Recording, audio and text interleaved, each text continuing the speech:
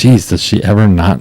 Was that in the script? Kim Basinger screams. Just Vicky Vale screams. Vicky Vale screams. Vicky Vale because she screams like a startled scream. Yes. Oh, after a while, it just got so annoying because it was just so much over and over and over again. What's up, my nerd?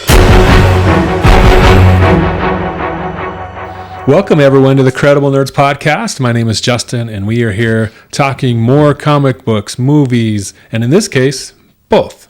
We're talking Batman 1989, that was released in 1989, starring Michael Keaton, Jack Nicholson, Kim Basinger. Quite a heavy hitter list in this movie. As we went to rewatch it, I was reminded even Billy D. Williams is in this movie, which I was like, oh yeah, he was great. So a lot of clout with this film, but we're going to be talking about it. We're going to get into Batman with Michael Keaton that came out in 1989. I got my fellow crime fighters with me, my fellow vigilantes. I got Blake. How are you doing? Let's get nuts. And we got Nathan. Hey everyone, how's it going? Yeah, glad to have you guys here. So the 85th anniversary of Batman was just a couple days ago, I think last week. And so we had been talking about doing a Batman series podcast. And so it seemed like a good time to get on that and start doing that once this anniversary rolled around. So here we are getting started with this first Batman film that kicked off a series of 4 based on kind of this timeline, this storyline. And then obviously we got the Dark Knight trilogy that we'll get into later on. And then the Batman and then the Zack Snyder's Batman takes. We'll get into that and maybe even some Lego Batman. We'll see. But we want to thank you guys for joining us. Make sure you subscribe to our channel, like the video, comment on the video if you feel that you need to do so. So to get started, we're going to talk about, I think we all know the story of Batman.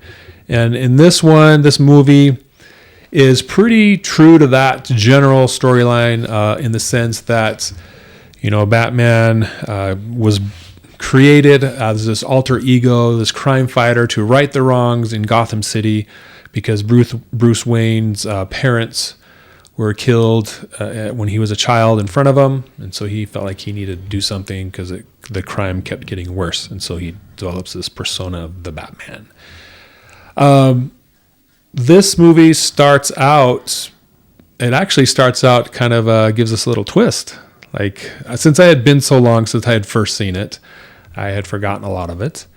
But it starts out with a mom and a dad and a young boy kind of get lost going down a dark alley. They're confronted by this gangster, get robbed. I don't know. What did you guys think of that fake origin story that we were presented with at the beginning of this one? Yeah, it's been a while since I had watched it, and so I kind of threw me for a loop. I was like, wait, I didn't think they started with the Batman or with the Bruce Wayne origin story or Batman origin story. Yeah. And then I got a little bit into it. I was like, oh, yeah, that's right. So it kind of did throw me for a loop since it's been so long. Yeah. What about for you, Nathan? Yeah, I actually did remember it because there's something about that scene that always kind of stuck out to me when Batman does show up and that happens. I don't know if you want me to mention it now, but so they obviously get mugged and then they're up on the rooftop and they're going through their spoils, and they're talking about the bat, and and he shows up and he takes him out, and he kicks the guy through the door, and then he holds the other guy over the edge, and he's just like, what do you want? And he's like, I want you to tell your friends, yeah, all about me. Who are you? I'm Batman. Yeah. And then he just throws him off and he leaves, and I'm like. You're a horrible crime fighter. You just left the 2 muggers go, and you left the victims' money and their credit cards, everything on the roof. I mean, you didn't bother calling the police or turning them in or nothing. I'm like, this is the Batman we're getting introduced to. Yeah, I did catch that too. I was like, well, what about all the money and the American Express card? Right. Yeah, I thought that was kind of like, all right. I mean, so that's something that I remember, like, always stuck out to my head. You're just gonna let them get away with it, but whatever. Yeah. So we get this fake out. We do get the origin. It's a flashback. Bruce Wayne's sitting there thinking later on in the movie, and we get the real version of it. And So we do get that, and then there is no kind of genesis to Batman in this film. It's like he's already established in the sense that some people have heard of him. Like, oh, and it's kind of still kind of the beginnings of it, because they're like, oh, is this rumor? I don't believe in this rumor about the bat. So that's how the story starts, the movie starts. And then from there, he's fighting crime. For me, I liked a lot of this movie, being, reminiscing about when I first saw it in theaters. Came out the same year, or pretty close to the Indiana Jones Last Crusade. And so I thought you were going to say it was the same year Taylor Swift was born. Yes, there's the 1989.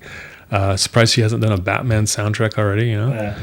Maybe we'll see that later. But so it's just kind of reminded me of going to see it with my buddies. I was 17 at the time, so we got to drive on our own to the theater without the parents and all that stuff.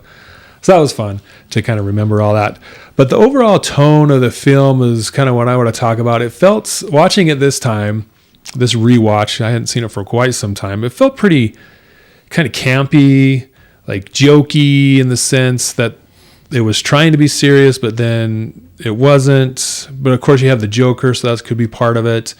And it also has this 1950s style, or this maybe 40s style. Everyone's in their suit coats and the hats, the mafia, or the street gang type clothing. Yeah, the cars are older, the buildings are older.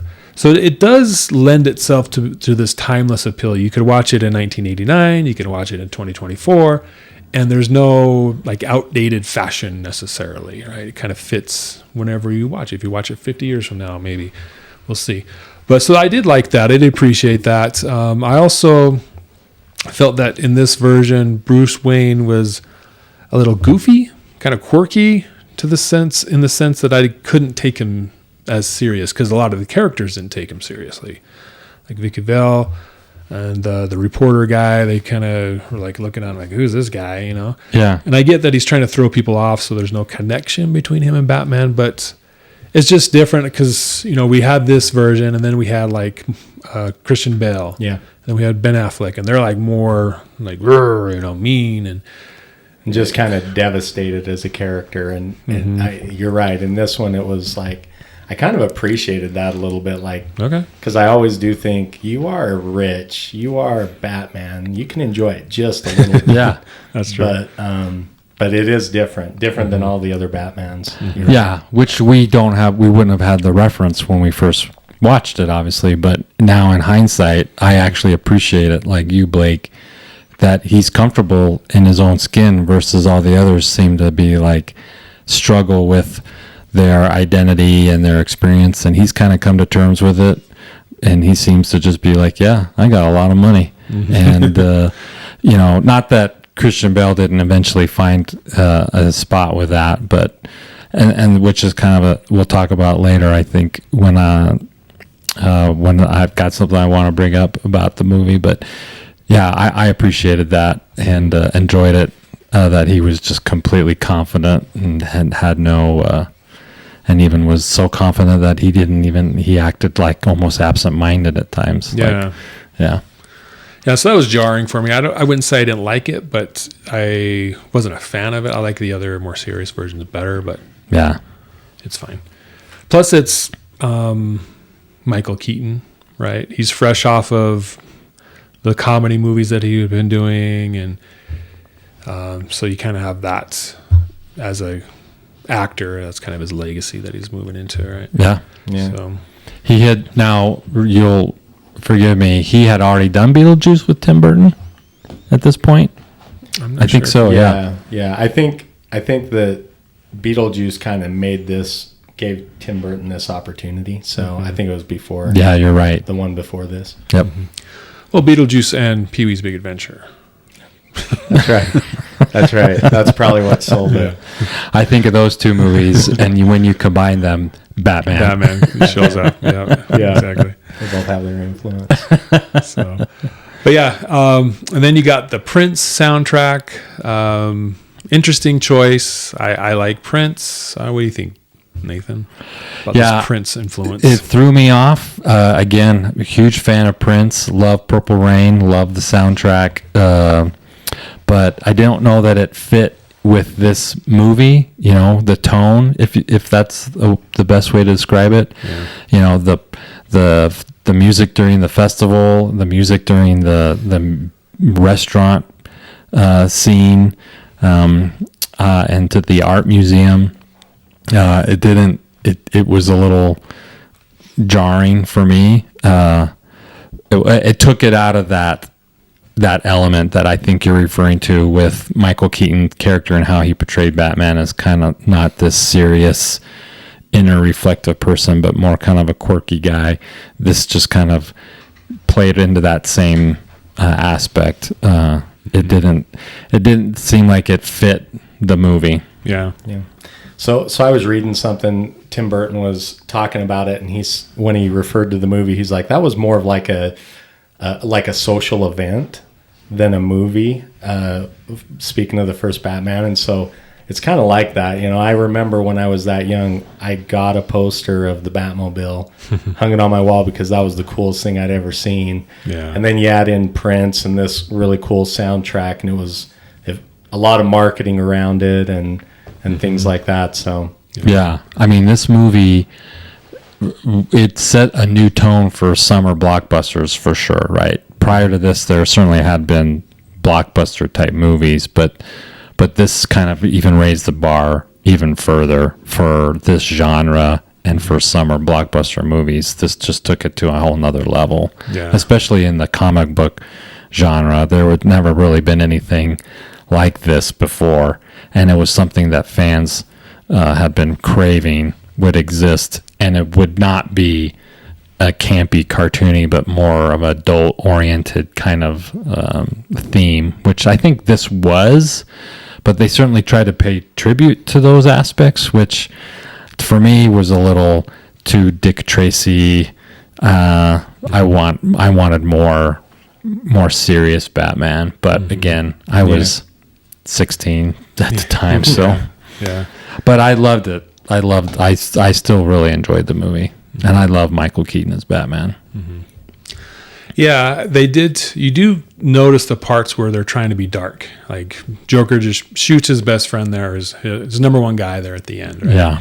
He just goes off and kills people for no reason. And plus the overall visuals of the movie is dark, black. It's nighttime all the time, right? So that's kind of typical for Batman, right? For most Batman films. And they did say that they wanted it to be more like The Dark Knight Returns and kind of how dark that was. That came out pretty close to that time, maybe a couple years earlier. Mm-hmm. And that was a huge success for a comic book. And so they wanted to build off of that. But they also, like you said, wanted it to be lighthearted. So there was always that contrast of what kind of movie is this? Yeah. Well, and it's interesting, I mean, you kind of talk about the influences into the movie, and there's The Dark Knight, and then there's also The Killing Joke. Mm-hmm. And those were kind of the two, pieces of Batman canon that influenced Tim Burton. And they're kind of different stories. They're different takes on things, The Killing Joke is, and I wanted to get your thoughts on this. The Killing Joke it's a Joker origin story. And this, I mean, there's a lot of Joker here, and it does deal with his origin story. But then there's also the Dark Knight piece, which is that kind of dark, shady, detective-y, Well, plus it's his last adventure, The Dark Knight Returns, right? Yeah. It's like him and Joker have a big face-off there at the end. So we have the origin story with the Killing Joke, and then the end, like the two bookends for Joker. Yeah. So when you kind of think of those two things and the two influences, and I thought it was interesting because you ask how does the tone work, and I felt like I could see those two different tones kind of in conflict in the movie. Mm-hmm. You see the Joker piece and all of the, I remember my older brother got a copy of The Killing Joke, so I read it, and then I was in 7th grade, a visual arts class, and my painting, this big old painting, was the Joker, Yeah.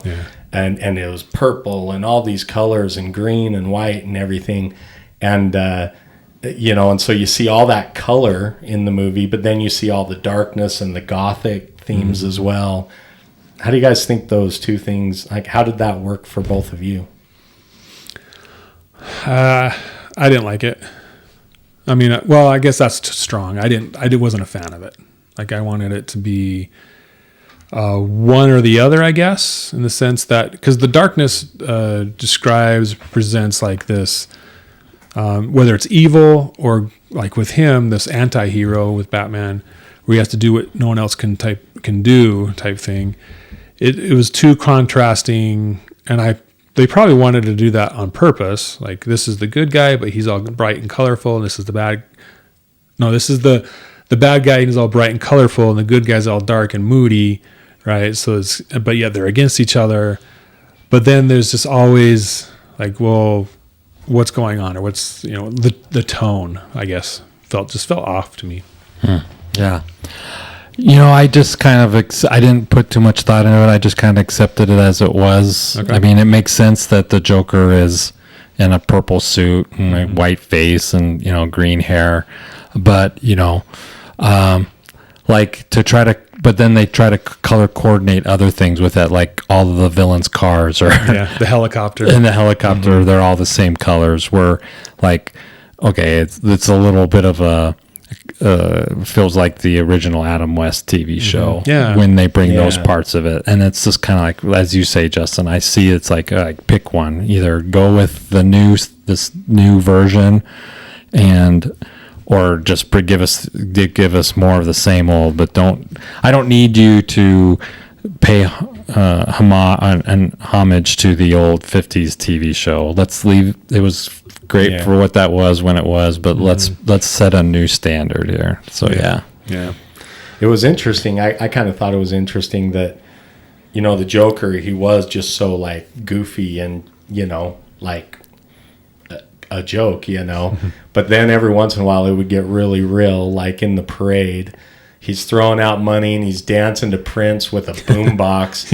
And then he's like, oh, everybody, also, I'm killing you all right now. Hundreds of thousands of people. And then that starts to happen. It's like, it's almost a little bit unsettling how he shifts gears from like, he's got the little buzzer on his hand, and that buzzer actually barbecues a guy in 20 seconds. Which I love that scene, actually. I really, I thought it was great. And I loved that we got to see him as Jack Napier, and he wasn't already the Joker, which is kind of something that I was like, when I watched this movie, I'm like, this is definitely a Batman movie, but it feels like it's more of a Joker movie, because Batman is already, we don't really, it's not a, you would have thought that with a new Batman movie that they would have gone through his childhood, just like we did with the Christian Bale movies, and present the trauma that he went through. But this just jumps right into Batman. He's already been Batman. He's already going around the rooftops doing things, obviously. And people are denying that he exists.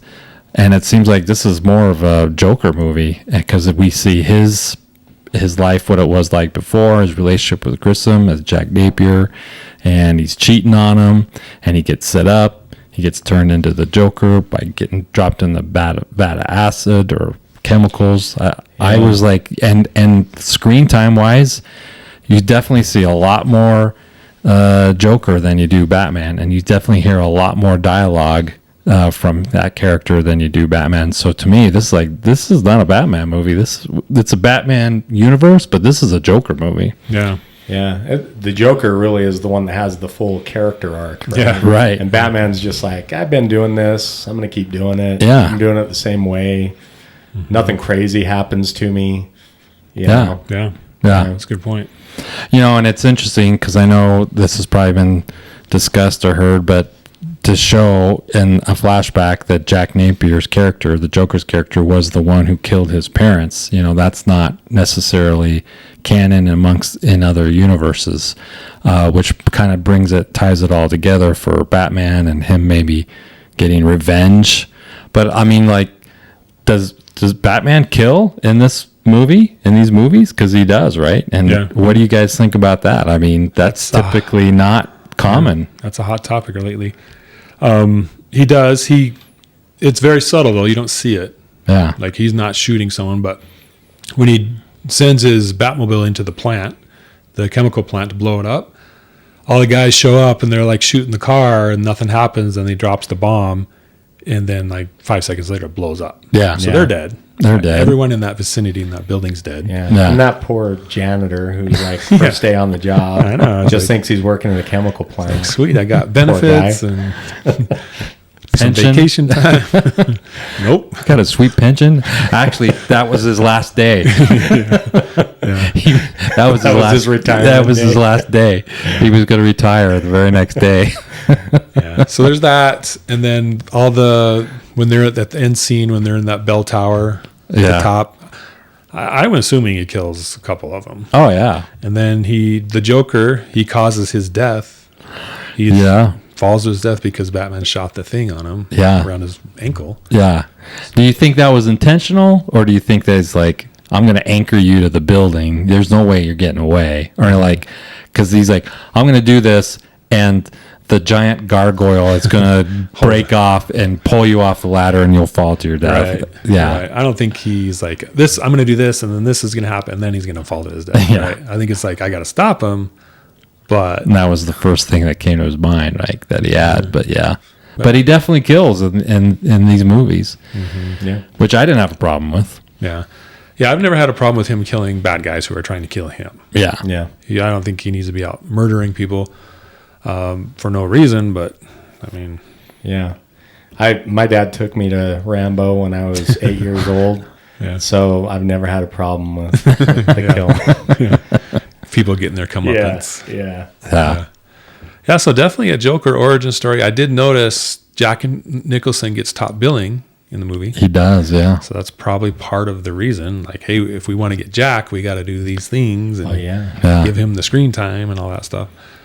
Which I heard that he originally wasn't that interested in it, and then they went to Robin Williams, and he said I would do it, and then they went back to Jack as bait and said, "Hey, Robin Williams said he was going to do it," and then he's like, "Okay, if he's willing to do it, then I'll do it." Yeah.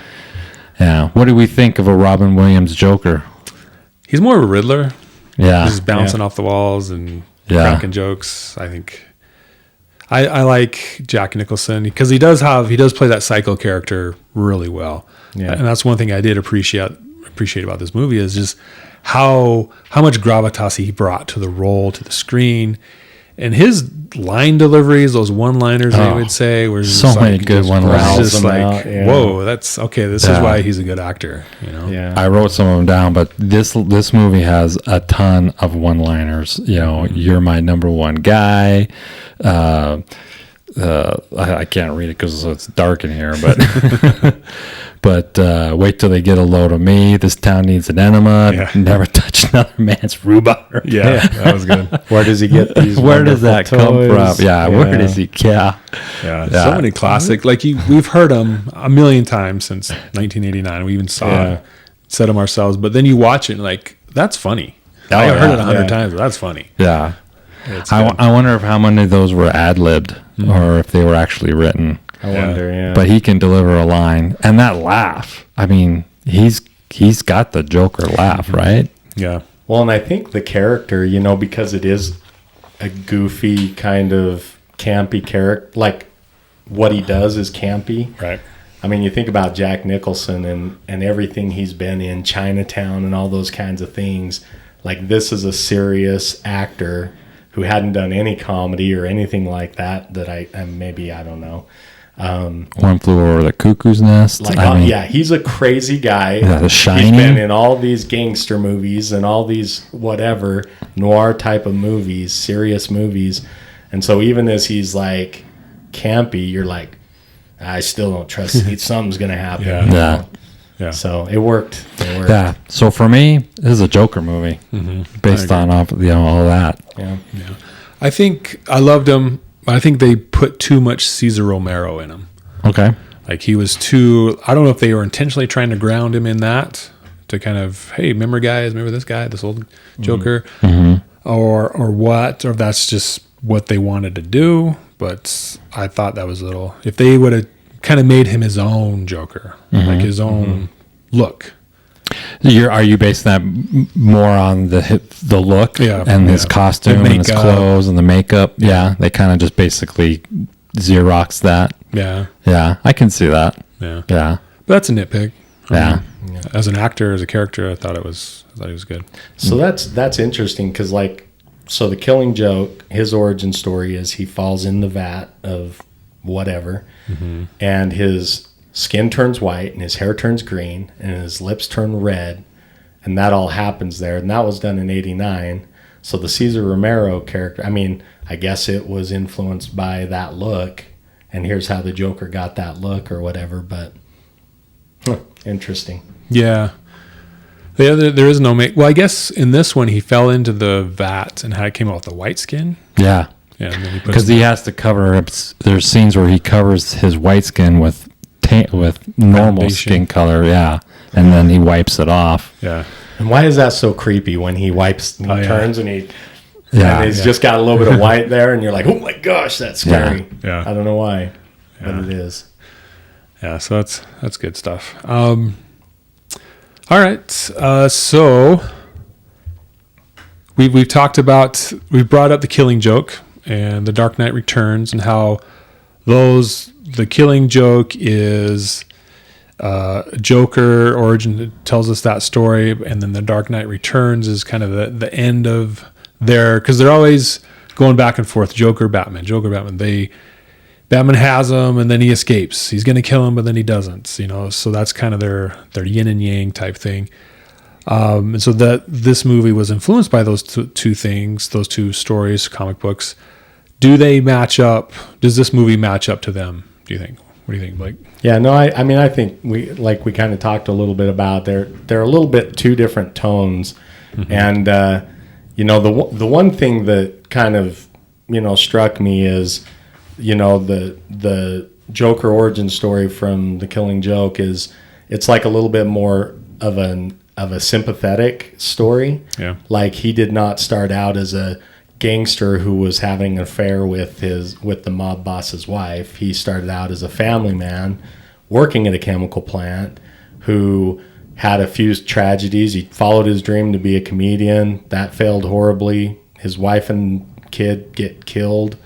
And then he just breaks. And so I wondered if, they it's kind of like the influence was there from both of them, but they still were like, well, we still need a good guy and a bad guy. We can't have a good guy in a sympathetic, situation. And so, I don't know. It felt like we were talking about, it feels like they don't match up kind of perfectly, but I do appreciate both of the influences, as I watch it. I'm like, oh, I like that. Maybe it doesn't fit quite well together, but yeah. Well, I think the Killing Joke more matches up with Joker with Joaquin Phoenix. Yep. There's more similarities there than here, but that's 20 years later, like 30 years later. Yeah. Are we gonna do the Joker? Yeah. Oh, we could, because Bruce Wayne does make an appearance in that. That's right. And plus, it's just a good movie. Yeah. It is a good movie. Yeah. Well, so a lot of stuff going on. I loved the cast, like I said earlier. What about Kim Basinger? I think landing her as Vicky Vale. Have we seen a Vicky Vale in other media? I think this is the only one. There might be some comic book storyline, but I think this is the only one. Yeah. I can't recall. I love the cast. Yeah. And again, Michael Keaton, he's my Batman. Not that I don't mine too. Not that I don't like the other actors who've played Batman, but I mean, he is my Batman because that was when I was that age that he was him, and I thought he was great in it, and I actually thought this was such a great cast with Jack Nicholson, Jack Palance. I mean, come on. It's good to see him again. He was so good to see him. Yeah. The actor who plays Eckert, I don't know his name, but I know he was in Empire Strikes Back. He's Porkins. Porkins, yeah. Is he Porkins or... Because Porkins was in the first Star Wars. I don't, he's in the Snowspeeder, right? Oh, maybe it's a different guy then. Oh, or is he in the X-wing that crashes into the Death Star? And he's like, Eject. he's on, and he's like, stay on target, and he's like, I can't remember, but You're like, eject. yeah. It's like, eject into space? No, yeah, it must have been Empire. Okay. But Kim Basinger, everyone. I thought it was a great cast, and I think they did a great job, and I think they got lucky getting everyone that they did. Mm-hmm. My only kind of complaint with Kim Basinger character, and it has nothing to do with her acting, is just, I don't know if it was written into the script or not, but she screams a lot, and it did get on my nerves, but I didn't notice it, the first time watching it. But you watch these movies over and over and over again over years, and then you're like, man, she screams a lot in this movie. That Willie Scott scream. Yeah, and I'm like, I'm like, that's like every scene. It either starts with her screaming or ends with her screaming. I'm like, someone's got to cut this out. I mean, this is ridiculous. I think she would have done better as a blonde bombshell. Think so? Yeah, like the sexy type, capable type character. Yeah. As opposed to, Batman saved me. So do you think she was like a damsel in distress kind of a character? In this, yeah. Definitely. Yeah. Well, she started out stronger, like, hey, I've been to the war. Yeah. All these pictures. And you're taking, Which I guess you're right. I didn't think about that, but that's kind of a miss because she's like, she went to a war zone and took all these great pictures, and she's like, she comes to Gotham because she's heard this rumor. I bet she's read this guy's stories, and she's like, I want to meet this guy, not knowing, of course, it's Bruce Wayne. But yeah, then she kind of all of a sudden becomes a damsel in distress. Where's the strong wartime photographer at? Yeah, it's a good point. I didn't think about that. Yeah. So, but overall, I think outside of the screaming, she was good. She was good. They left it kind of ambiguous as if she was going to come back or not, right? Yeah, it kind of seemed like she got in the limo, right? So she was going to stick around, it seemed like. Yeah. And then we don't see her again. Well, you got to make way for Michelle Pfeiffer, I guess. Yeah. Well, like I've said in previous podcasts, you never marry off the hero. Right. Yeah. It just then they got to settle down. Yeah, it just ruins it. I live the boring life. Yeah, they married off Tom Cruise and Mission Impossible, and it just, it took all of the. That's one I don't agree with. I loved it, but they got rid of her. Well, that's why they had to get rid of her to make it because you're like, you get that you get the male female tension. You want that in every movie, and you marry him off, then it's just like you take that away, and so they had to that was a mistake. That's just dad going to work. Yeah. Now they just got to get rid of. Well, now we got to figure out a way to get rid of his wife. Yeah. Yeah. So that we can bring another love interest in. But they did a good job with that, bringing her back. Yeah. Showing that she was still successful and moved on. I did like that. Yeah. No, I'm glad that they gave her a nice little end of life or a little write-off, so they didn't look like he just dumped her. But, right. Yeah. But yeah, never marry off your superhero. Could you imagine Bourne getting married or Jason? Jason Bourne. Yeah. So a lot of great characters, great actors in this one. Tim Burton, I feel like he did a great job with it. Yeah. Did a good job with the next one. So that's any other comments on this one so far? No. Did we want to see more bad guys? Because I think from here on out, every Batman movie has at least 2-3 villains. I think every time they add too many, like 1 is great, 2 is great, and as soon as they do 3, it falls apart. Yeah. I think that happened in Spider-Man. I think that I like less because then you can focus on the character and the conflict more. Yeah. Jack Nicholson's too big of a persona to have him share screen with anyone other than the hero of the movie. He's perfect, and it was great. It's perfect. Yeah. Plus, Joker doesn't really work with anybody. No, like he doesn't have a co-villain that he does stuff with. He's always in it for himself. Yeah, he's really smart. He knows what he's doing. He's intelligent. Right. Yeah. So a good start to this Batman franchise, at least for the next 4 ones. I think Yeah. this one, we'll see, because I haven't watched the other ones either for quite some time. But if you were to rank them, we always do the ranking thing on. Let's just start with like the first 4 from the 90s, 80s and 90s. I would probably have to go with this one as my first pick. Yeah. Out of the first 4, this would be my number 1. Okay. Yeah, same here. Same here. I have to watch. I know 3 and 4 aren't gonna bump it. I've got to watch 2 again now that I haven't watched it for 20 years and see how I feel. But yeah, this is the one I think. I'm thinking for me, 3 with Val Kilmer might, but again, I haven't seen it. Yeah. But it might overtake this one. It's between this one and Val Kilmer's. I need to rewatch it. Yeah, that's my. Yeah, Val Kilmer would be a very close second for me. Yeah. But at this point, what I'm thinking. Okay. So we also have The Flash as well, right? Yeah. And this is the character that's presented in that movie. Yeah. The same timeline. First of all, how well do you feel like that matched up? Like what we saw here and in the second one, is it the same type of character we see in The Flash? Or was there a difference there? I would say, yeah. I would say for the most part, he's not going to be the same because he's obviously a lot older. He's going to have a lot more experiences. Alfred's going to be gone. He's kind of going to be older and retired and moved on. And so he's not going to be the same. But what we do see, it to me fits the personality as I would imagine he would have progressed over the time.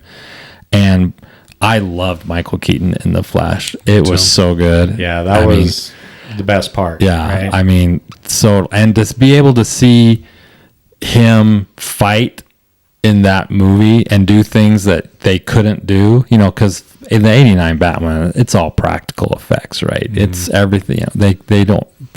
And models everything. And painting on film and it's just a whole different way of movie making, and to see him flying around and just kicking trash in the Flash movie was just like, man, I wish they had that kind of fighting. And like the fighting is like real. I mean, it's like he could get hurt, where in these more campier versions, it's pink guns and purple, it's just kind of like a little, and it's all the fighting's just like a little, it's very a little basic, basic and silly. It's true. Well, and all of the villains, like the main villains aside, like we talked about the first scene with those 2 muggers, and I was watching it thinking, why every 80s and 90s movie is like this? Those villains aren't scary at all. Yeah. I see them, I'm just like, no.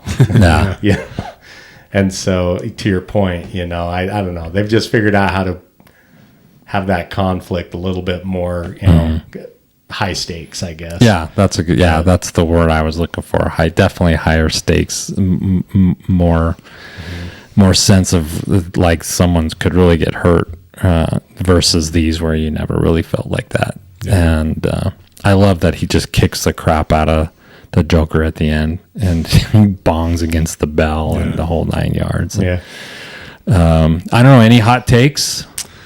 Yeah, we'll get there. Let's do the top 5 first. All right. So I'm doing the top 5 this time around, and mine are the top 5 live action Jokers, which could turn into a hot take. Yeah. We'll see. But honorable mentions, Cesar Romero, the original. He did a good job for the TV show. For his time. So these are your top 5 Jokers? Live action. In order of? My preference. Your preference, right. My ranking. 5 being the lowest, 1 being the best. Mm-hmm. Okay. Spoiler alert. Little hint there. Mark Hamill, he wasn't unnecessary live action, but he's such an iconic Joker in the animated series. Right. Yeah. Barry Keoghan, he was in The Batman. We see him briefly, and he does have an extended 5-minute scene with the Batman that was deleted. Mm-hmm. So that was. I'm curious to see if he'll show up in the Batman too, but he did a good job there. I hope he does. A little chilling, yeah. He was good. It looks good. Okay, so number 5, Cameron Monaghan from the TV series Gotham. Okay. I think it was season 2 or 3. He showed up, and I thought he was great. Very entertaining, very Joker-like. Definitely one of my favorite Jokers. I think he did a great job with that. And if you haven't seen that, definitely go watch him. Have you guys seen the Gotham TV show? I've seen, I haven't watched it like from beginning to end, but I've definitely seen episodes. It's something I've on my bucket list to watch. Yeah. Yeah. So he did a great job. Number 4, Jack Nicholson. We've talked about him and his iconic status and just his line delivery, his presence. He did a great job as well. But number 3, Joaquin Phoenix from Joker and upcoming Joker 2, the musical, apparently. But I thought that a lot of that was the story too, and the kind of how he came to be the Joker, his origin story, very well done. One of my favorite movies with Joaquin Phoenix. Yeah. Heath Ledger, number 2. I don't think we need to say much about him and what he contributed to the Joker. Very iconic, won an Oscar for it posthumously. Then my favorite Joker, which could turn into the hot take, is Jared Leto. What? It's Crystal Skull like this, all over Crystal. again. It's like he does this, like Just to get when a we reaction. leave, he'll say to Rochelle, "You'll never believe what I told him. You'll never believe it." Honey. Yeah, that's too funny. What is it about? Because I like him because he has that danger. you could also drink a bottle of Cristal with him or something. Like, Yeah, he's like very amenable and personable, but yeah, he'll kill you. And like in that opening scene in Suicide Squad when they go to the strip club and Harley's dancing in the background and he's talking to that gangster. He's like, they're just chatting away, and then all of a sudden he just snaps and kills him. And it's like, it's brutal. Like we saw that with Jack Nicholson, but it was campy. Yeah. Well, This is he's just more dangerous, and he's like a snake. You don't know where he's going to strike, when he's going to strike, and I don't know. It's just So I would imagine you, based off what you're just saying, you think he fits the narrative of all of this with the way he, not necessarily Jared Leto himself, but the act, the writing, the way he's presented in those movies to you fits the completely off the hook Joker character who can just snap and kill someone like that. he's crazy. You don't know what he's going to do. He's crazy. Where everyone else is a little more Predictable.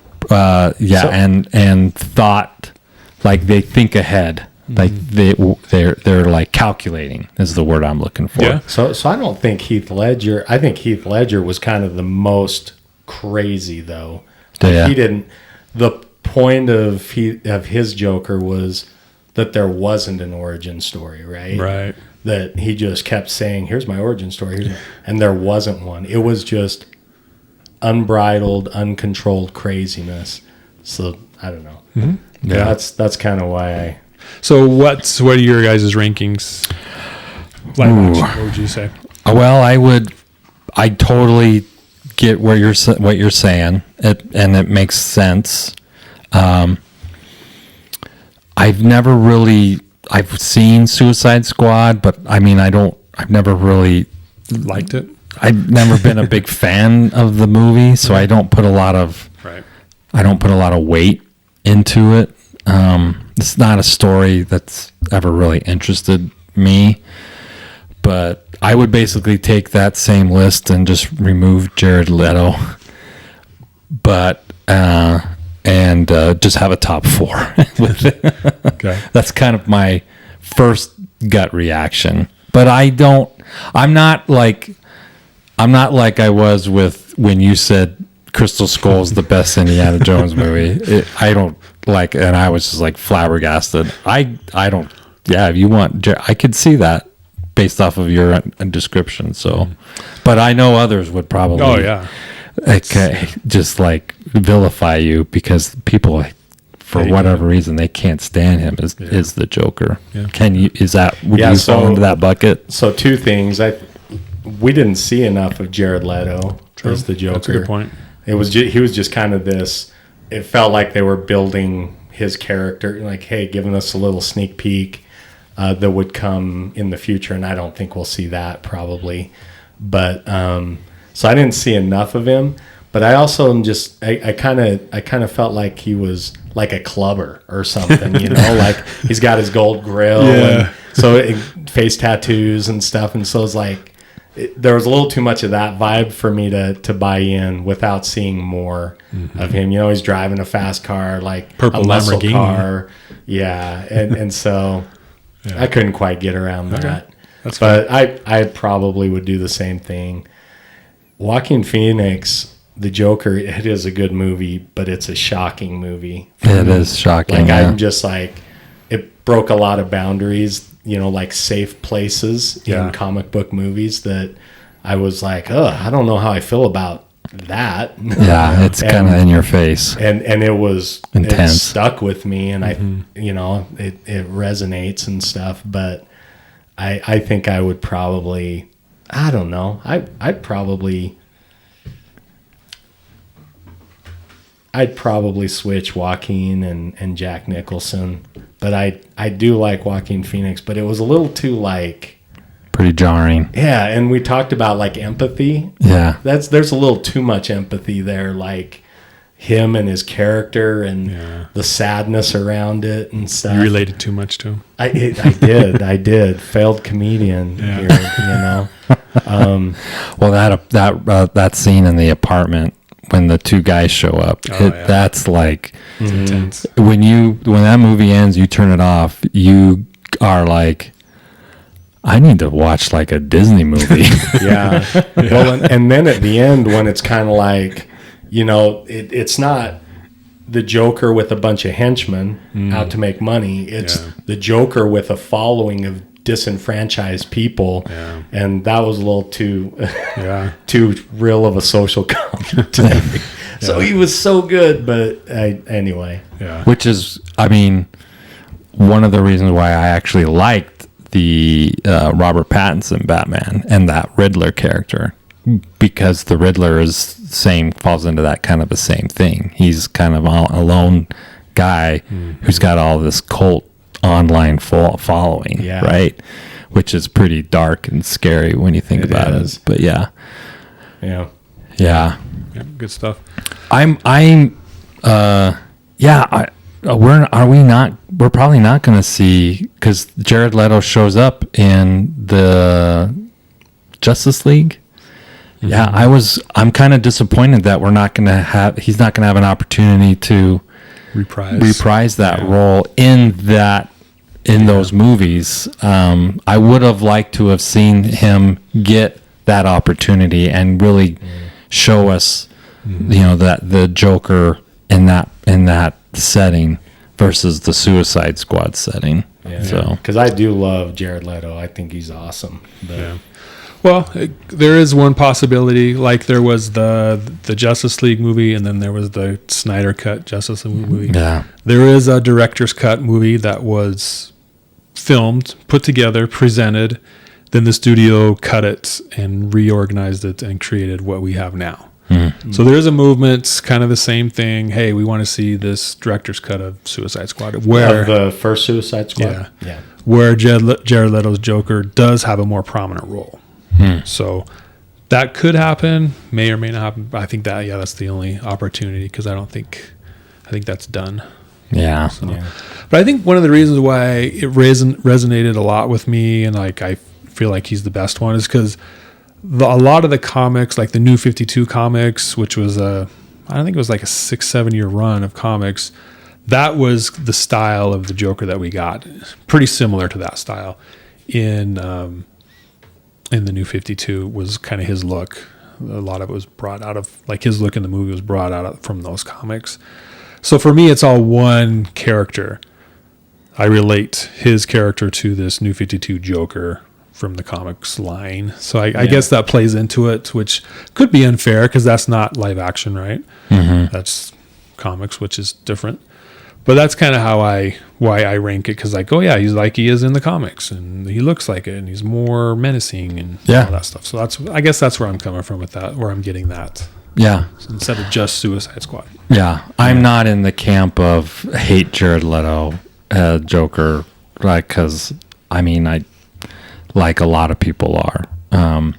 Morbius, but again, that I don't think Jared Leto did a bad job of that. I just don't think that's a good movie. Yeah. But anyways, Check out our review of Morbius. Yeah. Exactly. I thought you said it was good. I thought you liked it. replay the episode. So, yeah. All right, so that's my list. Next time we'll have a different top 5. So we'll end this podcast episode with a hot take. ooh, Nathan, do you have a hot take for us? How spicy is your hot take? I don't know. Ooh, I've got a few. Okay. But we'll just start off the list with, I know that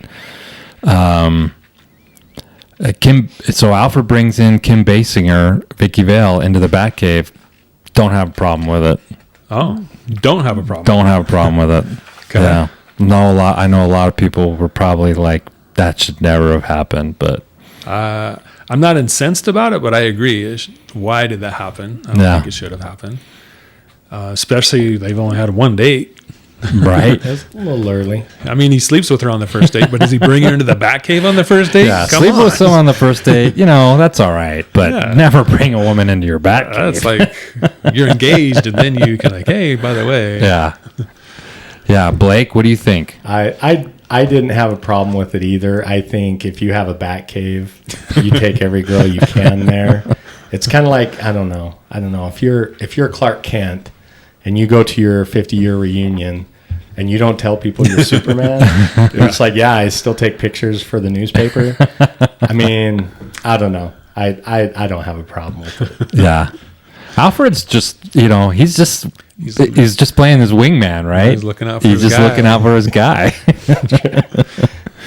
Yeah, I don't know. I don't really, I didn't have a huge problem with it, but I could understand why someone would be like, oh my gosh, I can't believe, what does this mean? No, now she knows his secret. And they're not even identity. together. She's a reporter. Yeah. I could get why someone could get pretty upset with that, but Yeah.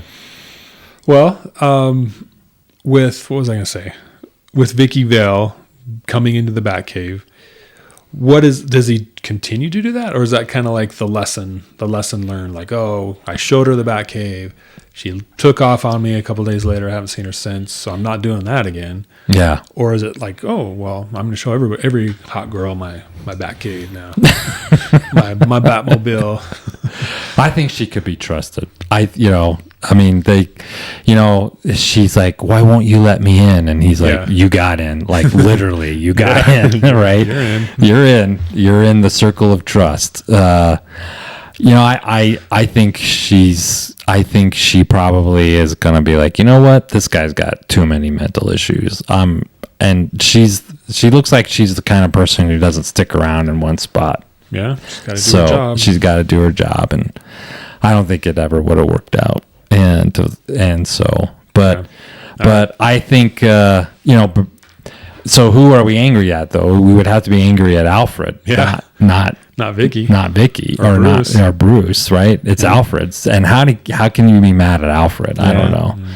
Yeah, he's always just trying to help Bruce have a bit of a regular life, right? A little bit of happiness. Yeah, get Gotham fixed so he can stop being Batman, because he knows it'll kill him in the end, right? Mm-hmm. Yeah, that's a good point.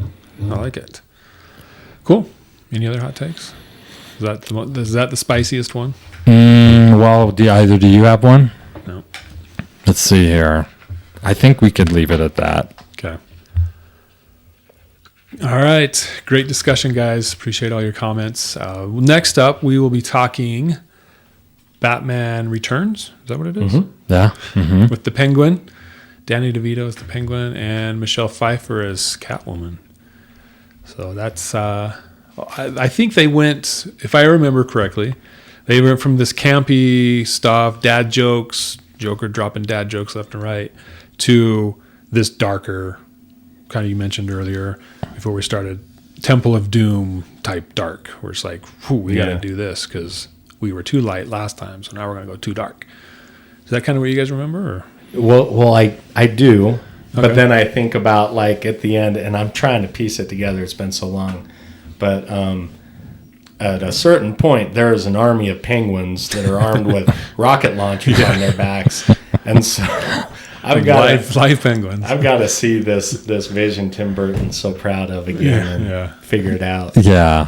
I will. Well, it's something to look forward to in our next review, right? Yeah. I will. Phil, I don't know if you want to edit this out or not, but I'm not a fan of this bat suit. I was never really big a fan of that. The can't turn your neck and the Yeah, one body yeah. thing, and it didn't look like it was very well made. It looked like it was like made out of like really cheap material. It felt like putting in it's like it almost like you see pop marks in it sometimes. It's like in today's 4K, it just didn't look very good. Yeah. And a lot of grappling hooks. Yeah. And Ones that go sideways. Yeah, Ones and- that go straight up. yeah. Which was always, I thought, kind of funny because at the very end, when they're in the church and he's got to get up to the top of the tower, he climbs the Takes the stairs. stairs, baby. Stairs. Yeah. He's just like us. He takes the stairs. What happened to all those bat grapples that you had all moving along? Yeah. But Or his yeah, bat helicopter. Or yeah, something. right. The other funny part is that as he is going up the stairs, he comes across her shoes. And I know it's not like, hey, the breadcrumbs or whatever, but it kind of comes off a little bit that way. Like, we both know they went up there, right? Yeah. The shoe is not, I don't know. He's like, I gotta look at Yeah. Exactly. I think they fixed that in the next one, though. at Dude, at least he can turn his head. I don't know. We'll I see. remember in the Dark Knight, Yeah. Yeah, they maybe that's make what a it joke was. about that, Oh. like in blah, blah, blah. Oh, She you want to be able to turn your head? Yeah, maybe that's what I'm Yeah. getting at. Yeah. Yeah. That's funny. So you don't necessarily like the dislike the design of it. It's just kind of the materials, the It just didn't production. look. Yeah, the production of it didn't. I mean, it looked good, and the bat and the insignia, but like, I think whoever the costume people were, whatever the materials and how they decided to make it actually, it was just not very functional. And I know it was a real struggle for him because it's kind of like, you naturally want to turn your head to look, and he's probably, he couldn't. Yeah. And it was just kind of, there was a lot of those things that were kind of awkward because every time he had to turn his whole body like he was in a body cast. But it didn't distract me from the movie at all. It was a little, at first I was like, but it actually wasn't, I didn't spend the whole movie like that drives me crazy. Like some things do in some of the other Batman movies Yeah. It does seem like it'd be easy to just sneak up behind him, though, right? Right. Because he's Tap got him to on the turn shoulder. all the way around. Yeah. He's only got this. Yeah. Yeah. Well, it's kind of like Superman the movie. The costume there is like it's like PJs, it's like like workout. Fruit of the Loom. Yeah, some yoga pants or something. Your Christopher Reeve Superman. Yeah. Yeah. I think it's just the sign of the time, the era. Right? Yeah. Movies have come a long way, haven't they? Yeah. Yeah. But they definitely get better. I mean, I like, except for the nipples on what's his name? On George Clooney. George Clooney's. Yeah. thing. That's the joke, right? Yeah. And all the butt and crotch shots in that movie. Yeah. Oh boy, that one. We'll have a lot of talk about that we'll one. get there. So. Yeah. All right. Well, thanks, guys. Thanks for watching. Thanks for listening. Definitely subscribe to our YouTube channel. Subscribe to the podcast that's on the podcast app you're listening to. Comments, and we'll look forward to hearing from you on in the comments section. What you think about Batman 1989? Did you like it? Did you not like it? Do you like Michael Keaton? All that stuff. And next up, Batman Returns here in just a couple weeks. So thanks, guys. We'll catch you later.